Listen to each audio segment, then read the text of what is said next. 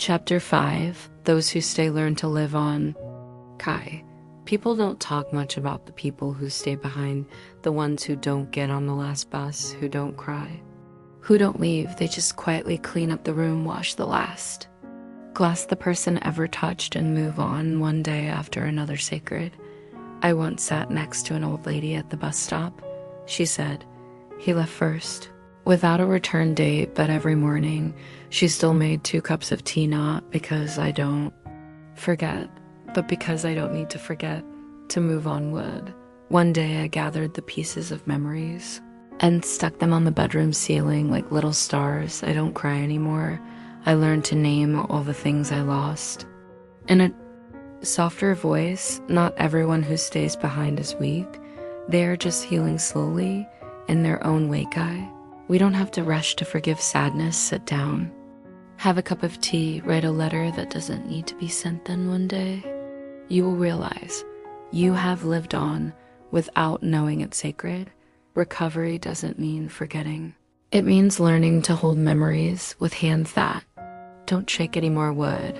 I named this chapter, Those Who Stay Behind Learn to Live On, because sometimes they are the strongest people. Chapter 6, Unfinished Business. Kai, there are apologies that come last. There are hugs that exist only in the imagination. There are if-onlys that get stuck in the throat and won't come out. We grow up with so many unfinished things, but then we have to learn to live with them, like people live with a healed scar, but sometimes it still hurts when the weather changes. Sacred. There are doors that are only closed, not locked, so that if someone wants to, they can still return. But there are also doors forever open only in memory. And that's where we learn. Not every story needs a clear ending to be complete. What? I once wrote an unsent letter. In it, I thanked that person for coming. Even if it was just a short paragraph, even if I didn't have time to hold their hand tighter, I don't need them to come back anymore, because there are pieces that just need to be kept in the heart. Kai, sometimes it is the incompleteness that makes a memory so beautiful, because we will never know if we go all the way down that road, will it still be beautiful? Sacred. So we don't need to close all the doors.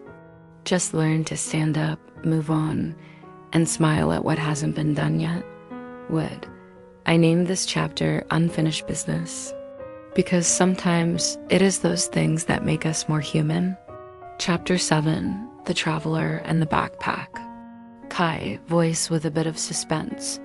Late at night, a tired figure trudged into the inn, his old, peeling backpack carrying the scent of long journeys.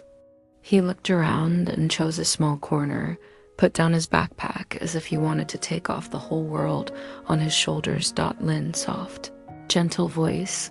The traveler did not talk much, only occasionally smiling lightly like the morning sun, his eyes shining with fragile hope, even though his heart was heavy with untold things.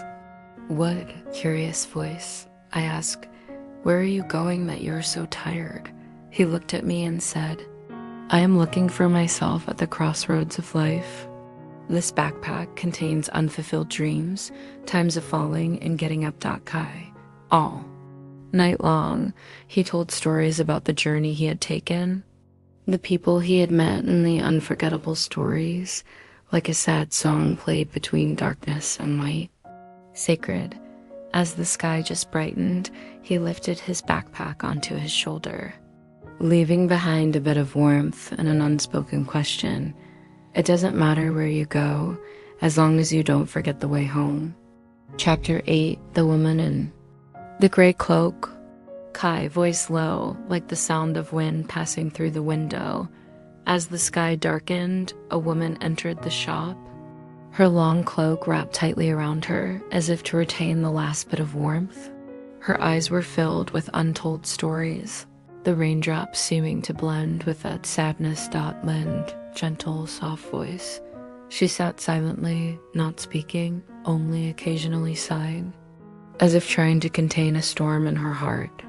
But her eyes deep, and full of strength, showed that she had fought through many storms.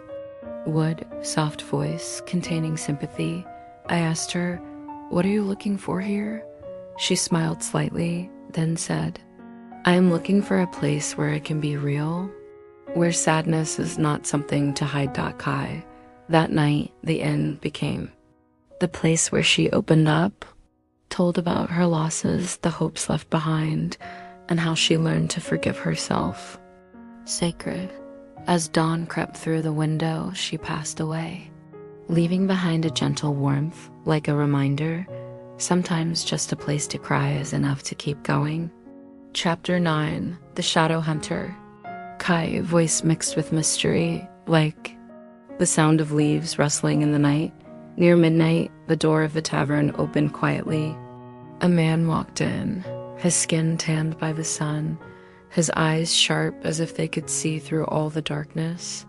He carried a jungle cloak and an old oil lamp. Totlin, warm voice, mixed with surprise. The hunter did not say much, just sat down in a corner of the wall, his eyes searching as if searching for something lost in the dark of night. I asked, "What are you hunting in the dark?" He just smiled and said, "I hunt monsters not out there, but inside me." Word, young, curious voice. I see him as a silent warrior, struggling with the ghosts of the past, which only he knows how to defeat. Kai. That night, the oil lamp flickered to the rhythm of the story. The hunter shared about his inner battles and how he learned that sometimes only by facing the darkness can he see the true light. Sacred. As dawn broke, he rose, put on his jungle cloak, and left a gentle yet profound message. Do not fear the darkness, for that is where you find yourself.